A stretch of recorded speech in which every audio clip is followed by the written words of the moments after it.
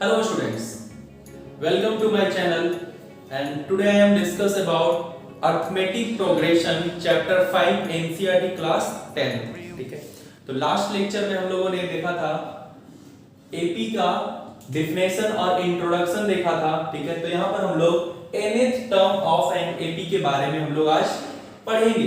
ठीक है, तो nth term of an AP को समझने के लिए हम लोग एक छोटा सा एक एपी ले रहे हैं। ठीक है, एपी और एपी आप कोई भी एपी ले सकते हो। ठीक है, देख लो आप 3 5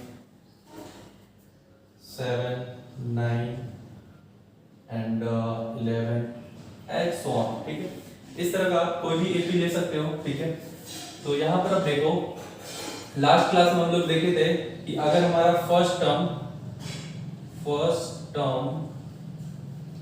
बड़ा लिखते हैं, first term is equal to here 3 and common difference is here 7 minus 5 that is equal to 2, 5 minus 3 that is equal to 2, 9 minus 7। तो यहाँ पर कॉमन डिफरेंस हमारा कितना आ रहा है? 2 आ रहा है। ठीक है, तो इसको इन जनरलाइज करते हैं और हम लोग ये फाइंड करेंगे कि इसका nth टर्म कैसे होगा। ठीक है, तो हम लोग फर्स्ट टर्म को देख चुके थे कि हम लोग फर्स्ट टर्म को यहाँ पर क्या बोलते थे? a is equal to 3 and common difference को हम लोग क्या बोलते थे? d is equal to 5। ठीक है, तो ये जो ap फाइंड हुआ है वो बेसिकली है कैसे? ठीक है, तो पहले टर्म को हम लोग a1 a2, दूसरे टर्म को a2, तीसरे टर्म को a3, चौथे टर्म को a4, a5, इस तरह से हम लोग डिनोट करते थे। ठीक है, तो इसमें 1 2 3 4 ये क्या है? ये हमारा है नंबर ऑफ टर्म। ठीक है, ये है हमारा number of term. This is first term, this is second term, third term, fourth term, fifth term. ठीक है, तो यहाँ पे हम लोग कल देखे थे इन जनरल एपी, अगर हमारा पहला a है तो a plus d, a plus 2d, a plus 3d and so on. ठीक है, इस तरह से हम लोग देखे थे लास्ट वीडियो लेक्चर में। तो this is a1, this is a2, this is a3, this is a4। मतलब कि ये कौन सा टर्म है उसको ये हम लोगों ने डिनोट करने के लिए लिखा है कि फर्स्ट टर्म को हम लोग a1, सेकेंड टर्म को a2, थर्ड टर्म को a3 एंड फोर्थ टर्म को a4 इस तरह से लिखेंगे। तो यहां से क्या मिलेगा हमको इन जनरल? आप देखो जरा, यहां से इन जनरल हमें क्या मिलेगा इसको साइड में लिखते हैं। a1 is equal to a, a2 is equal to a plus d, a2 is equal to a plus d, a3 is equal to a plus 2d, a4 is equal to a plus 3d। तो इस तरह से हम n equal to क्या लिख सकते हैं? n मतलब n कोई होगा, कोई टर्म होगा n। ठीक है, n इज इक्वल टू यहाँ पर 10 20 30 50 60 200 400 500 कोई भी टर्म आप लिख सकते हो। ठीक है, जैसे कि आप देखो कि ये फर्स्ट है तो क्या इस फॉर्मेट को हम लोग लिख सकते हैं ऐसे a plus 1 minus 1 into d। ठीक है, क्या हम इसको इस तरह से लिख सकते हैं a plus, ये दूसरा टर्म है तो 2 minus 1 into d, ये तीसरा टर्म है तो 3 minus 1 into d, a plus 3 minus 1 into d, ये चौथा टर्म है तो a plus 4 minus 1 into d। क्या हम इस तरह से इसको लिख सकते हैं कि नहीं लिख सकते हैं? आप देखो ऑब्जर्व करना, 1 minus 1 that is equal to 0 means a के बराबर ही हमारा, 2 minus 1 that is equal to 1 तो ये 1d हो जाएगा तो a plus d के बराबर, 3 minus 1 that is equal to 2 तो a plus 2d के बराबर, 4 minus 1 is equal to 3 मतलब कि a plus 3d के बराबर। तो सिमिलर वे में हम लोग n को कैसे लिख सकते हैं?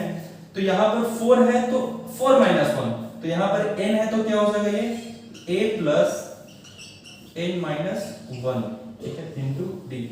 तो ये जो हमें जो टर्म मिला nth टर्म, इसी को हम लोग बोलते हैं nth term of an AP.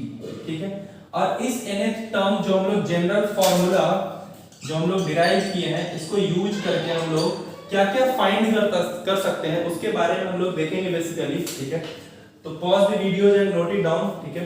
तो इस फॉर्मूला को हम लोग साइड में लिख लेते हैं। tan is equal to in general when first term of an AP is equal to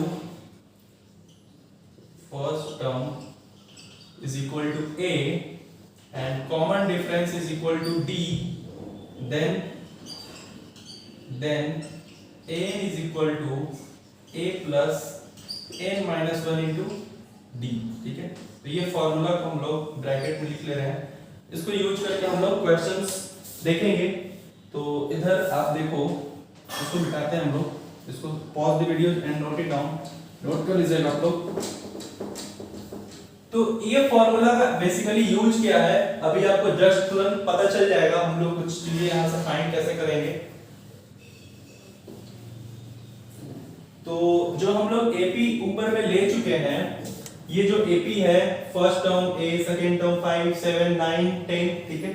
तो this is first term means A1, A1, this is second term A2, A is equal to 3 and D is equal to 2. First term A1, A2, A3 and this is A4, A5, ठीक है।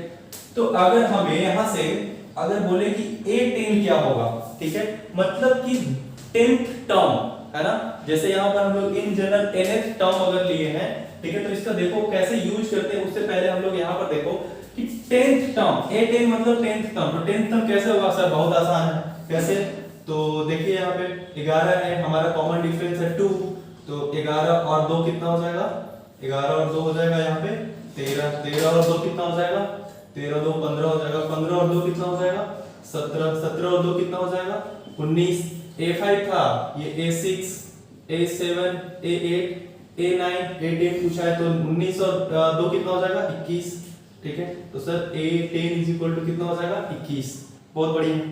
अगर यहाँ पर पूछ दिया कि बताइए A25 कितना होगा, तो क्या हम ऐसे ही आगे प्रोसीड करते रहेंगे, प्लस टू करते रहेंगे, ठीक है।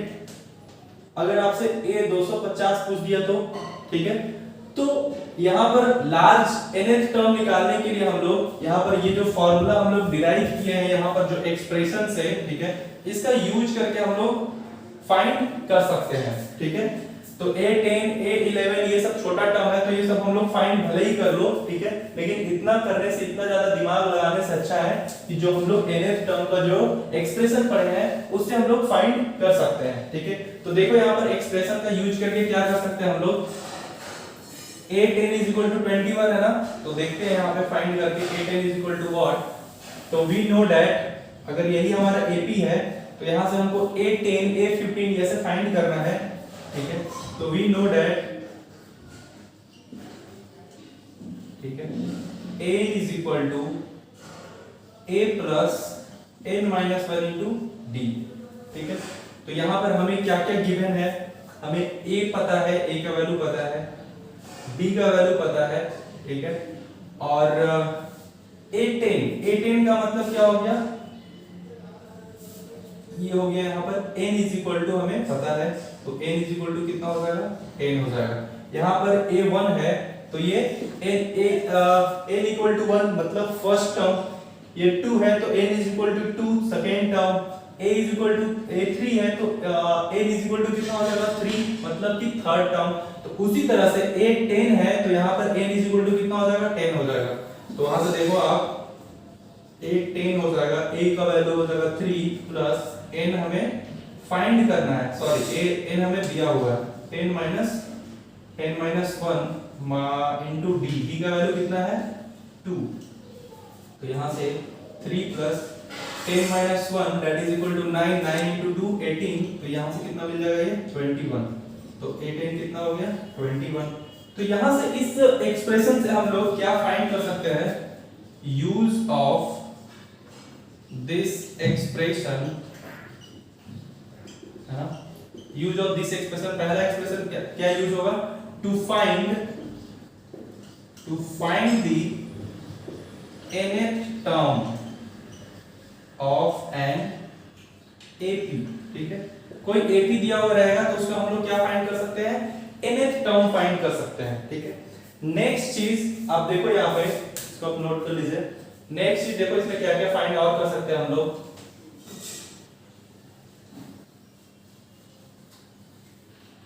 कि इस एपी के आगे कहीं ना कहीं कोई भी टर्म आपको, मान लीजिए कि आप 21 ही ले लो। ठीक है, 21 है। ठीक है, तो यहां पर आपको बताना है कि यहां पर कितना नंबर ऑफ टर्म होगा। ठीक है, मतलब कि इफ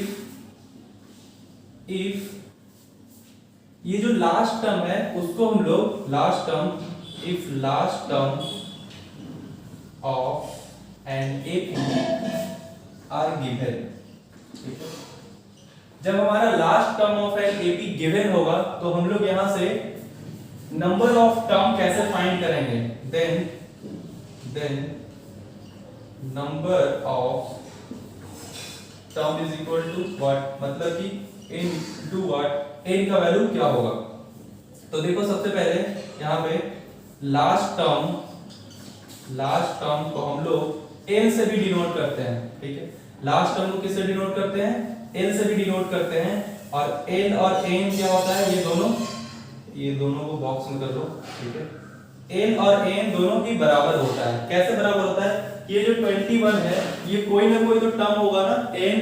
ठीक है, बस ये लास्ट टर्म है इस एपी का, इसलिए इसको किससे डिनोट करते हैं हम लोग, l से डिनोट करते हैं, l फॉर लास्ट, तो इसको l से डिनोट करते हैं। तो यहां पर आप देख सकते हो कि अगर l और n दोनों बराबर है तो l इक्वल टू एक और फार्मूला बन जाएगा a plus n minus 1 into d। ठीक है, तो देखो यहाँ पे अगर क्वेश्चन में अगर लास्ट टर्म गिवन होगा तो हम लोग यहां से क्या फाइंड कर सकते हैं, नंबर ऑफ टर्म फाइंड कर सकते हैं। तो देखो यहाँ पे क्वेश्चन में, इसी क्वेश्चन में करते हैं हम लोग। तो लास्ट टर्म यहाँ पर हम लोग एज्यूम कर लिए 21, मतलब कि l इक्वल टू 21 है ना। a हमें गिवन है 3, d का वैल्यू गिवन है कितना 2। तो यहां से हम n का वैल्यू कैसे फाइंड करेंगे, तो हम लोग तुरंत से l इक्वल टू रिलेशन पढ़े हम लोग a plus n minus 1 into D, a plus n minus 1 into d. तो l का वैल्यू कितना 21 यहाँ पे पुट कर दीजिए, a का वैल्यू यहाँ पर कितना 3, n का वैल्यू कितना, n हमें फाइंड करना है। ठीक है, d का वैल्यू 2। तो यहां से देखो n का वैल्यू कैसा निकलेगा, 21 3 2 into n that is equal to 2n, 2 into minus 1 that is equal to minus 2। तो ये कितना हो जाएगा 21 और ये 3 minus 2 that is equal to 1 plus 2n। तो ये 1 इधर आके सब्ट्रैक्ट हो जाएगा, तो कितना हो जाएगा, ये 20 हो जाएगा। 20 is equal to 2n, 2 से 20 कैंसिल हो जाएगा कितना बार में, 10 बार में। तो n का वैल्यू कितना आ गया 10। ठीक है, तो देखो यहाँ पर हम लोग और क्या लिख सकते हैं इसका यूज में, फाइंड नंबर ऑफ टर्म। ठीक है, if last term of an AP, if last term of an AP are given. ठीक है, अगर last term of an AP का लास्ट टर्म अगर गिवन होगा, एपी का लास्ट टर्म अगर गिवन होगा तो हम लोग क्या फाइंड कर सकते हैं, नंबर ऑफ टर्म फाइंड कर सकते हैं। ठीक है, तो इस तरह से हम लोग ये nth टर्म वाले फार्मूला से हम लोग डिफरेंट चीजें हम लोग फाइंड कर सकते हैं। तो एक अच्छा सा क्वेश्चन लेते हैं एनसीईआरटी का, देखो एक क्वेश्चन लेते हैं कि फाइंड द 10th टर्म। ये एक एग्जांपल लिया जिसके बेसिस पे हमने पूरा nth टर्म को समझाने की कोशिश किया है। ठीक है, तो इस पे बहुत तरह के क्वेश्चंस बन सकते हैं। जैसे में कुछ क्वेश्चंस ले लो आप।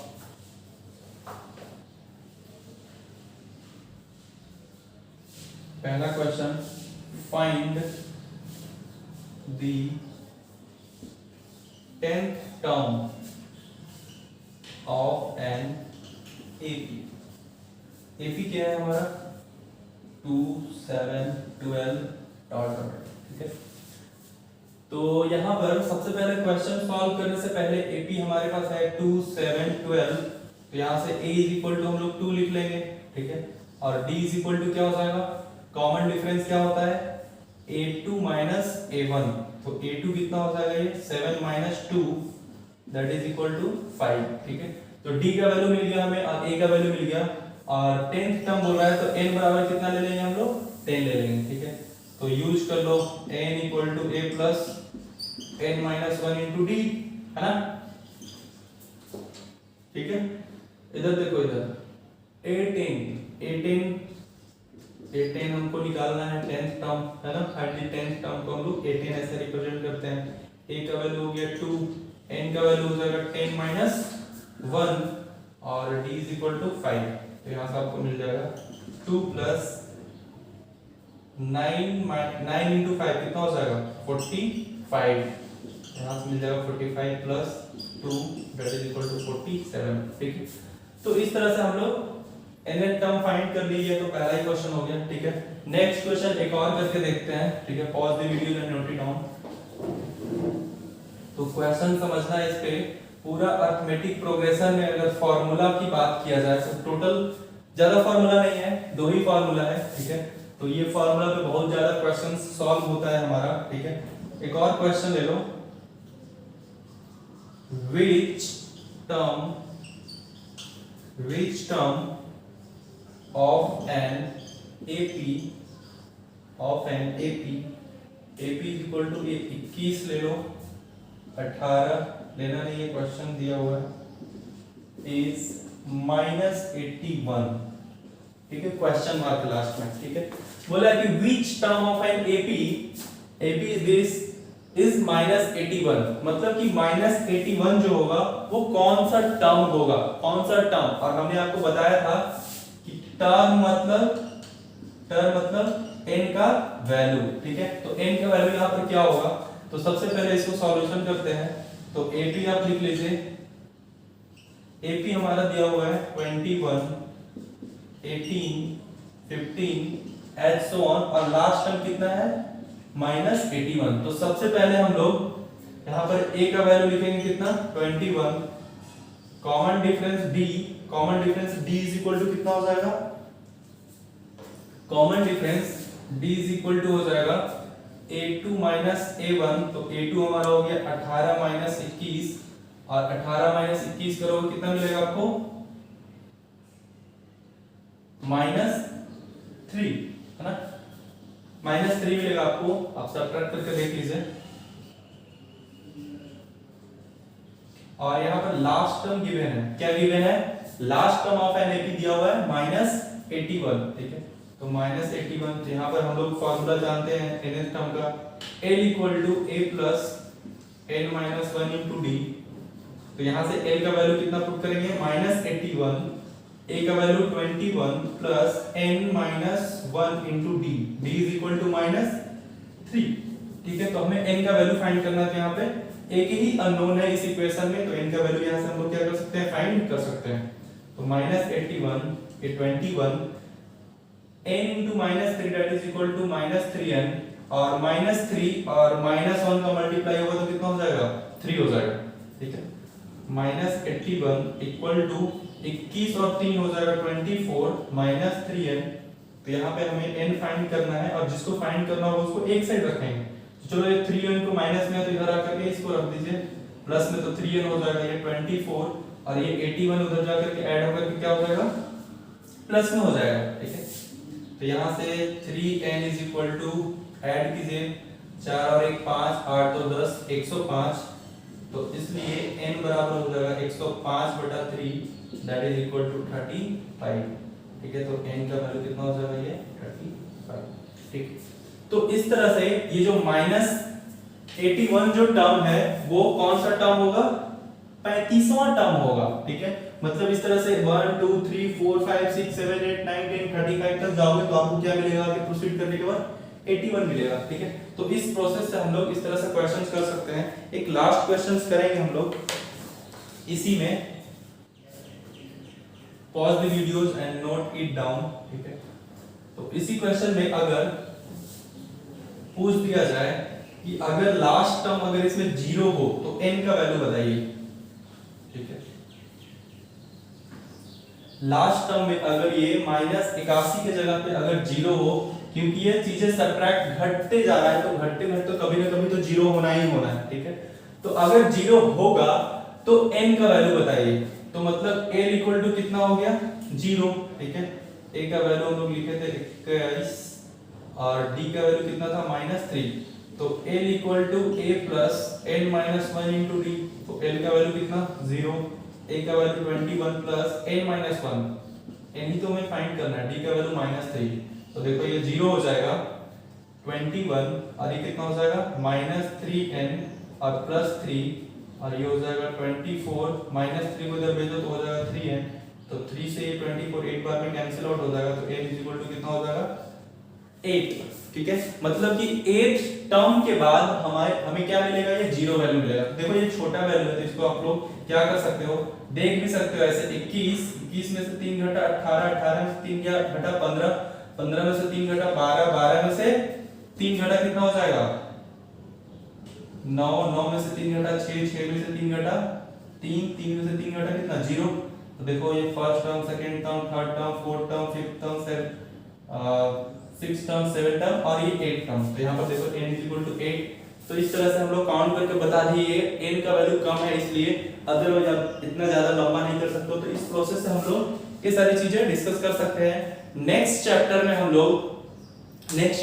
लोग देखेंगे इस पूरे चैप्टर का 5.2 का सॉल्यूशन देखेंगे। ठीक है, तो pause the video and note it down. Thank you so much. Find the real me.